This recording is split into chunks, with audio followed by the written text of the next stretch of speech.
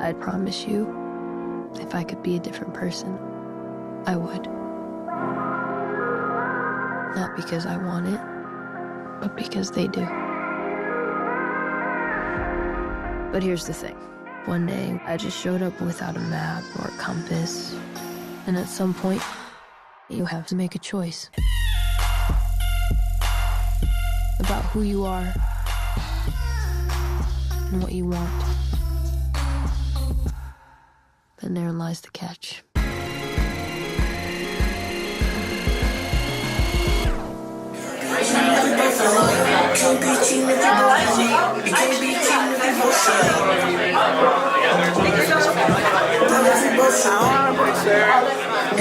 On behalf of HBO and Euphoria, I want to say thank you all for coming out tonight. This is an amazing series, officially launching June 16th. You all are the first crowd and the first class of people to be able to see the show tonight. Make some noise for them coming to Chicago. Nika, I mean, how did you really enjoy the role? I mean, it was an intense role. You're playing the mother in the film. So, how did you enjoy that, man? Well, the whole process was definitely interesting for me because I don't have kids, and so for me having 2 kids in the show and then also dealing with Rue being an addict, when I was talking with the writer-director, I'm like, how black you want me to be? You know what I'm saying? You want me to be suburban black mom, or you want me to be like, you know, strong black queen, like trying to, you know, keep her family together? And he allowed me to kind of like find the happy medium. Yeah. And because how I grew up, you know, there's just certain things that mom ain't, like if you have an overdose, you're not going out the house. Forget about it. You're done. Yeah, me too. Me too. So it was a process for me to kind of like find the character. But every episode, I was allowed to kind of improv and ad-lib, which I enjoyed. Okay, and what about you? I mean, you played a pretty deep role. I liked your character. He seems like he's finding the greater good. Yeah, I mean, it was intense, you know, because I'm not. Yeah. I was serious the whole time, you know. It was serious business, you know what I'm saying? Serious emotions and stuff, and like, so I had to tap into that, you know, and I realized, like, you know, I've never done that before. I've never been serious for so long. Yeah, I'm the whole time. I'm so concerned. Always, you know what I'm saying?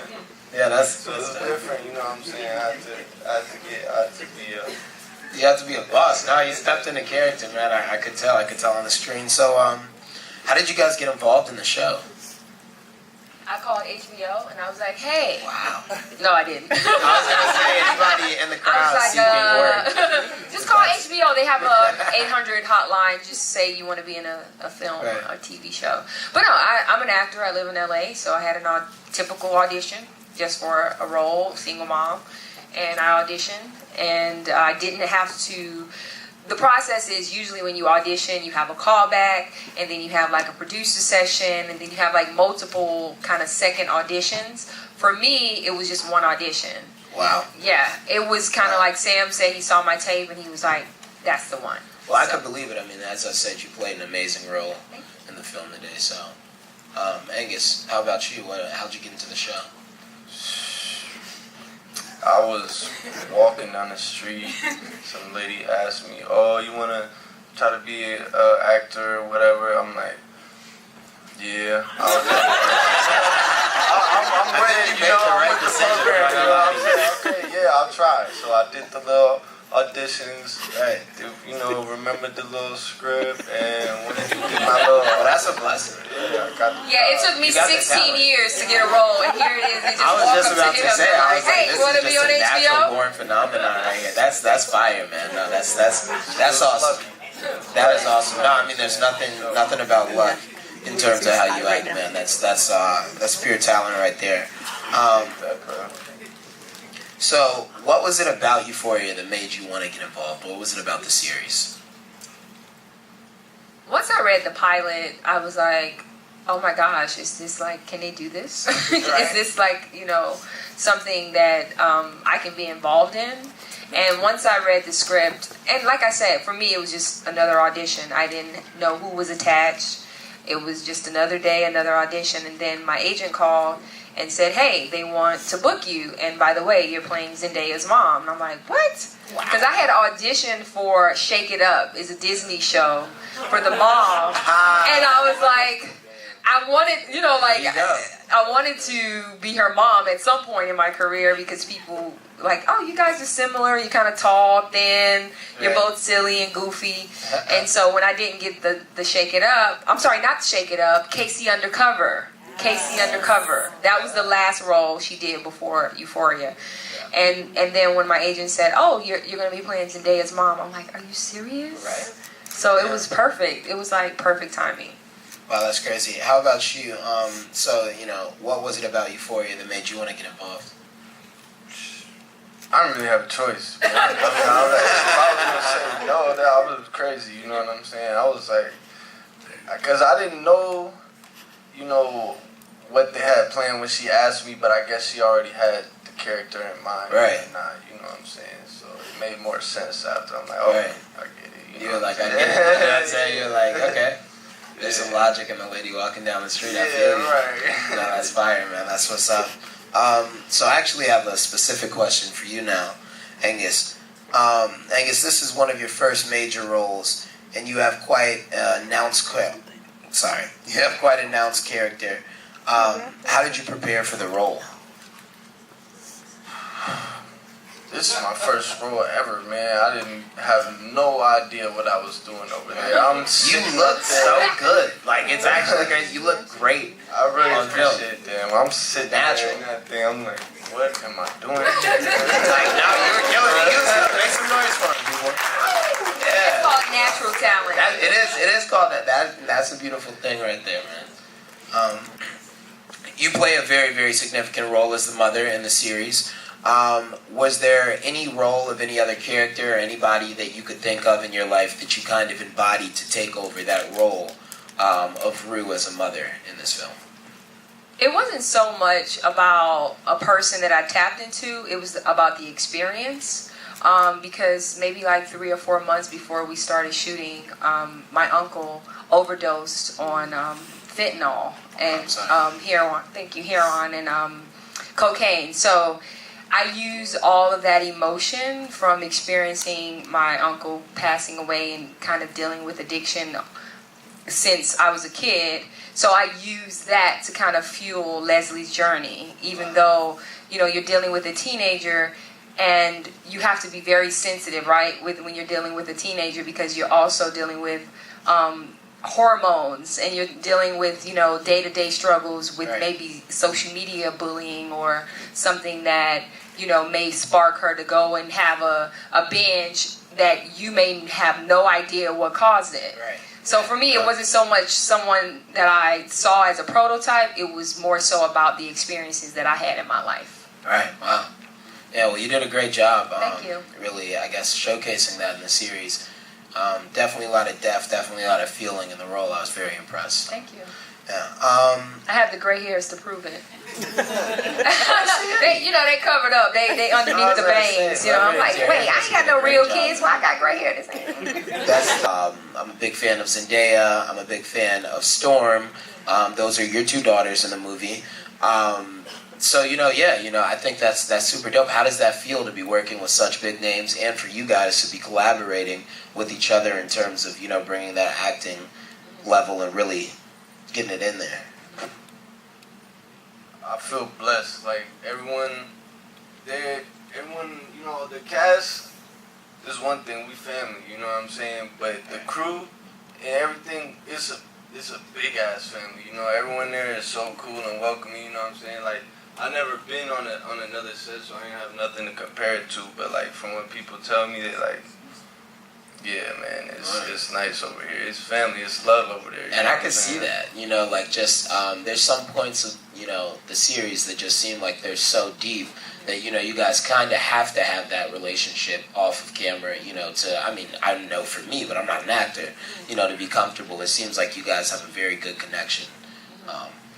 And I think it's because Sam allowed us to kind of ad-lib and improv. Who's Sam? Sam Levinson is the writer-director. Shout out Sam. Yes, Big Sam Levinson. Big shout out. Genius. Yes. Motherfucking mastermind. We love Sam. Sam is great because he's definitely not your traditional director. He allows you to build those relationships with the characters on and off screen.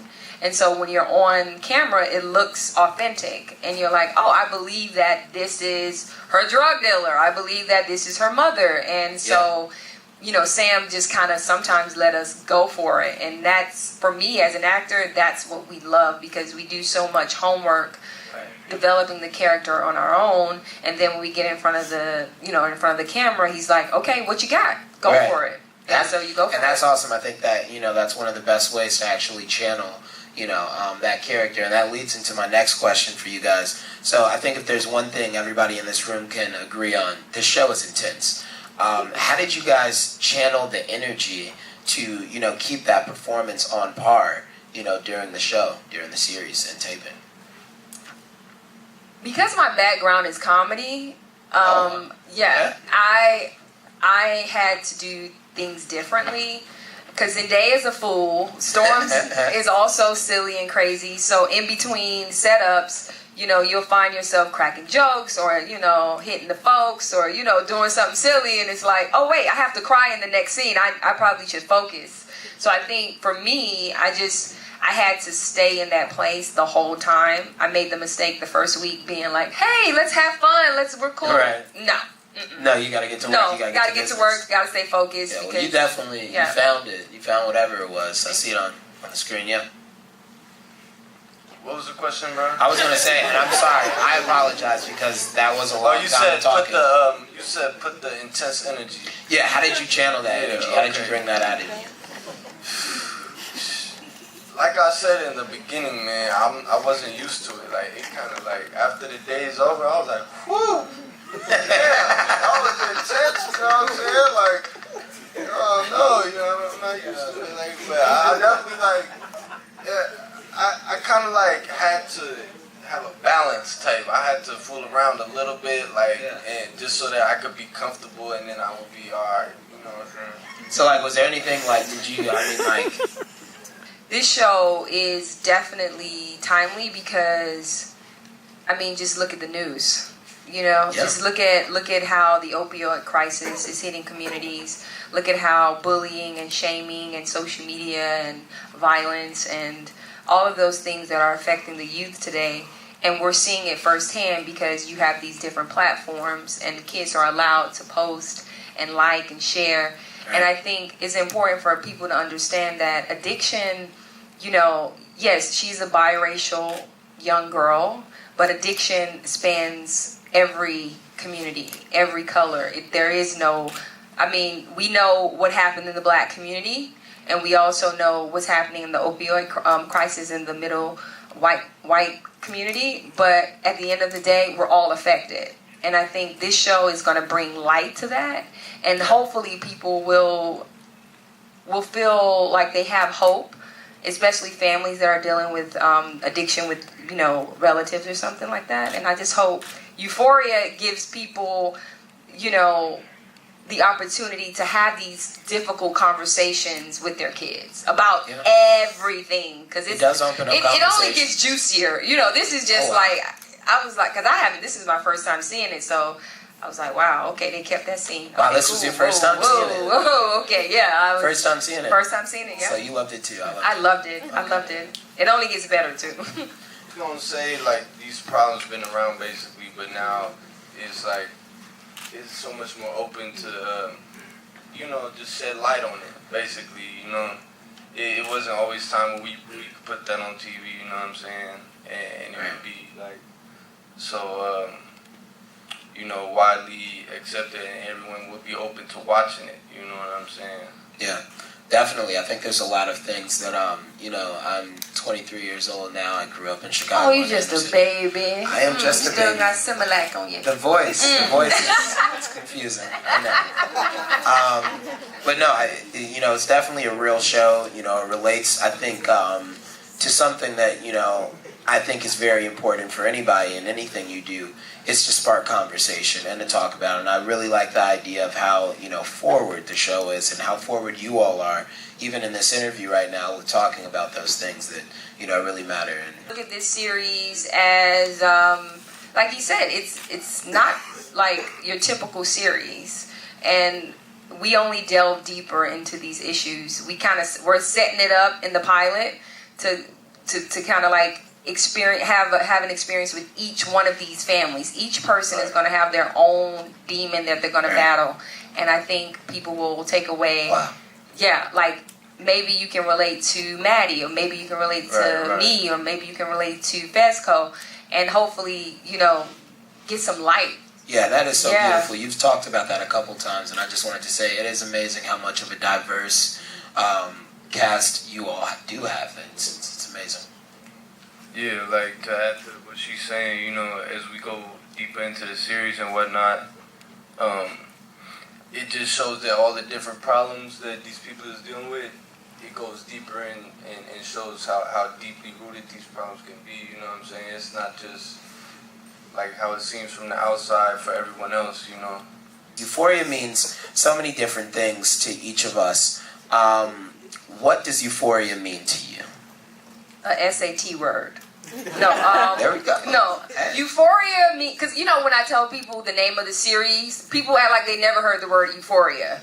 And then they're like, wait, you eat? And I'm like, no, you like happy, that feeling you get after you hit a blunt. Not that I know that feeling, but from what I heard. From what I heard. Euphoria is I would say, it's happiness. Okay. Because, happiness is not always nice and tied with a bow. You know what I mean? Yeah. Like I'll be very transparent. When my uncle passed away, it was a sad moment, but I was happy because he didn't have to suffer anymore. So there was a point where, I was like, I had a sense of like peace. Like, oh, okay, you're not struggling anymore. Right. So that happiness came even at the end of death, but it was still, euphoric in a way. That's awesome. That's amazing. Euphoria means to you.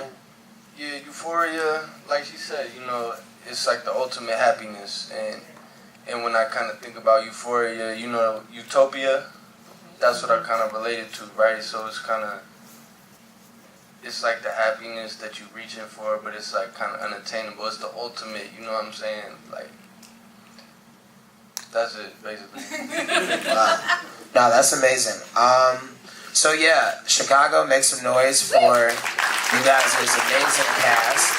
Mika, Angus, thank you so much, Chicago. We love you guys and welcome you all. Thanks for having us, open Chicago. arms. We out here. You know what I'm saying? Oh, now you want to talk. Oh, now you want to talk.